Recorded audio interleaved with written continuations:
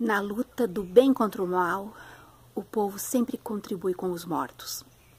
Essa é a frase super sábia do Eduardo Galeano no Teatro do Bem contra o Mal. Agora, com tudo isso que a gente está vivendo aqui na América Latina, é um ótimo momento para resgatar a leitura do livro As Veias Abertas da América Latina, do Eduardo Galeano. Ali a gente consegue entender como as riquezas da América Latina são as nossas tragédias. Na Bolívia é o gás natural, o lítio e agora o petróleo. No Brasil é o nosso pré-sal, a nossa biodiversidade, as florestas, o nosso clima. Enfim, todos os países da América Latina são vítimas há mais de 500 anos dessa espoliação, desse domínio, desse massacre por causa das suas riquezas naturais.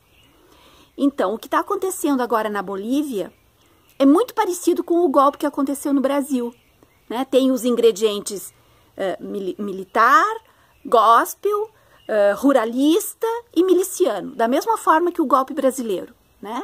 Exército, milícias, fanáticos religiosos neopentecostais e o ruralismo. E no golpe da Bolívia, eles têm aquele toque do fascismo um pouco diferente, nem tão diferente do que aconteceu aqui no Brasil, mas lá eles estão focados em destruir, em destituir a espiritualidade dos povos andinos. Lembrando que a Bolívia tem a maioria da população é indígena, mais de 60% dos bolivianos são indígenas. E a espiritualidade deles é Pachamama. Vocês viram eles queimando a bandeira Vipala, que significa, que simboliza Pachamama? Pachamama é a natureza, é a mãe terra, é a conexão do ser humano com os seres vivos da natureza. Pachamama é o equilíbrio ecológico, é a proteção ecológica. Pachamama é a vida, acima de tudo, a vida pulsante da natureza, em equilíbrio. E quando eles queimam a bandeira Pachamama, é como se eles estivessem queimando a floresta. É como se eles, no caso boliviano, é como se eles estivessem destruindo os Andes, destruindo o equilíbrio frágil dos Andes, né? Esse golpe, ele mostra pra gente, ele deixa às claras como o fascismo, o neofascismo, que agora está criando raízes aqui na América Latina, como ele é podre, como ele é perverso, né? A mulher a usurpadora que tomou posse carregando aquela Bíblia gigantesca, ela tem ligações com o narcotráfico, com as milícias, da mesma forma que o nosso presidente aqui, da mesma forma. E o nosso presidente é a mesma coisa, é Deus acima de tudo. Quando dizem que Deus, o Deus deles está acima de tudo, entendam isso como se fosse uma reedição do medievo, da Inquisição, da Idade Média, que levou à fogueira milhares e milhares de pessoas, porque discordavam, porque tinham a sua própria espiritualidade, porque não se curvavam, porque não aceitavam aquela loucura toda. E aí a gente vê, agora, no século XXI, uma prefeita da Bolívia, uma prefeita indígena, ser levada para uma praça pública, ser linchada numa praça pública, jogaram tinta e cortaram o cabelo dela. Isso foi de uma violência, de uma agressividade, de uma podridão que me fez mal, me fez passar mal. Eu realmente passei mal em ver esse tipo de atitude ser banalizada, ser simplesmente jogada na nossa cara dessa forma. É impossível que a gente se cale, é impossível que nós não percebamos o perigo que todos nós estamos correndo.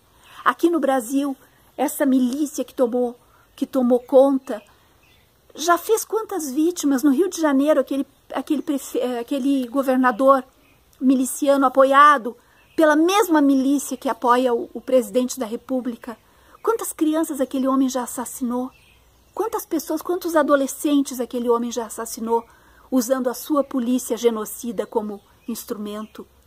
Aqui no Brasil, quantas tragédias ambientais já aconteceram? Brumadinho, as queimadas potencializadas pelo governo federal por omissão e por apoio mesmo, apoio subjetivo, apoio indireto, silencioso, porque a omissão, ela muitas vezes ela é uma cumplicidade, ela é um apoio, né? E agora essa coisa do óleo. Então, nós estamos mergulhados num momento triste, e presenciar os nossos irmãos andinos sofrendo a mesma coisa, sofrendo o mesmo golpe, com as mesmas forças, é muito triste.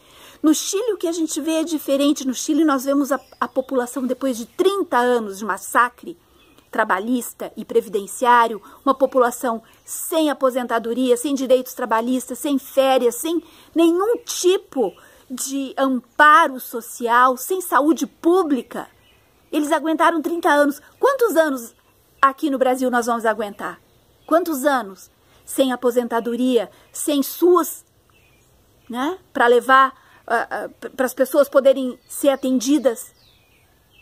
Sem SUS, sem aposentadoria, sem trabalho, sem emprego, sem salário, sem férias remuneradas. Quantos anos? Quantos anos nós vamos aguentar? O povo chileno aguentou 30, eu achei demais. Na verdade, a ditadura militar que existia na América Latina, ela nunca foi de fato extinta, né? Ela existe num submundo da sociedade, esses exércitos, esses militares, essa força genocida da polícia, essa coisa de morte, ela sempre ficou aqui, né? E agora então ela está surgindo de novo, apoiada por uma parcela da população completamente enlouquecida, completamente louca, completamente fascista, completamente doente, que muitos ainda usam a Bíblia para justificar toda essa tragédia. E uma das maiores vítimas de tudo isso é a natureza, é Pachamama dos andinos, é a nossa natureza, é a nossa biodiversidade. A situação é muito delicada.